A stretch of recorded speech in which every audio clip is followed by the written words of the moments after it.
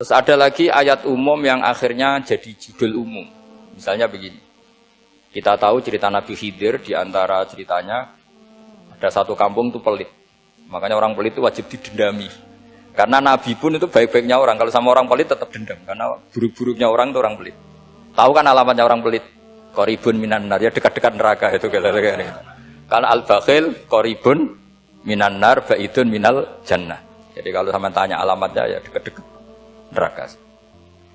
Singkat cerita, Nabi Musa dan Nabi Khidir itu kecapean sekali masuk satu kampung. Karena saking kecapean, lapar, minta kampung itu menyediakan makanan. Istatama itu mereka minta makan, saking laparnya, saking karena di perjalanan yang melelahkan. Istatama ahla fa'abau ayyudhayifuhuma. Tapi kampung situ kampung pelit.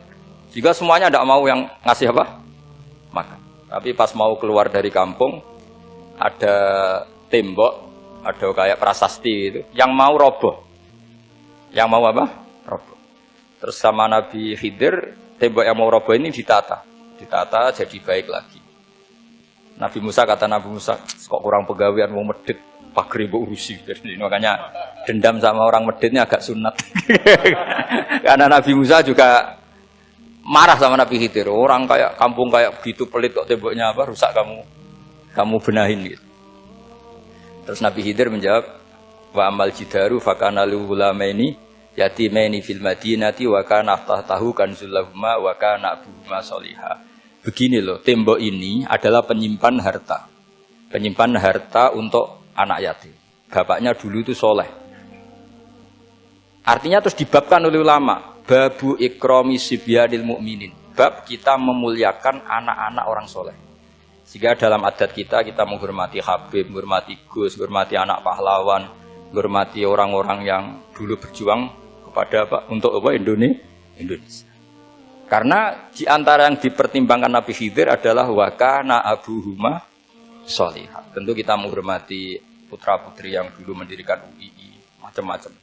Ya tentu proporsional, tapi tetap saja dapat poin dulu atas nama putra pahlawan, putra orang-orang soleh. Karena Nabi Khidir ketika mempertimbangkan itu, alasannya wakana abuhuma sholihah. Fa'aroda rabbuka yablugha ashuddahuma wastakhrijakan zahuma. Tentu Allah ingin kalau tembok ini roboh, kemudian kelihatan khazanahnya atau tabungannya, nanti dipakai orang-orang dolim. Kalau dipakai orang dolim, maka yang berhak tidak mendapatkan. Sama, negara ini itu dimerdekakan oleh para pahlawan supaya dikelola secara kesolehan, supaya dikelola secara orang baik. Maka orang soleh semua harus ikut kompetisi dengan tanda kutip merebut negara. Karena apa? Tapi tentu tidak perlu chaos, tidak perlu anarkis, karena tentu kemerdekaan ini dibela-belain supaya kita jadi baldatun thayyibatu wa rabbun ghafur. Sama, pertimbangannya Nabi Khidir, kalau ini kebongkar tersibak, pasti diambil orang-orang dolim. Dan akhirnya yang yatim tadi tidak dapat. Akhirnya dibabkan lagi di bab tertentu. Bab menjaga harta supaya tidak dikuasai orang dolim. Jadi akhirnya menjadi sekian varian ilmu.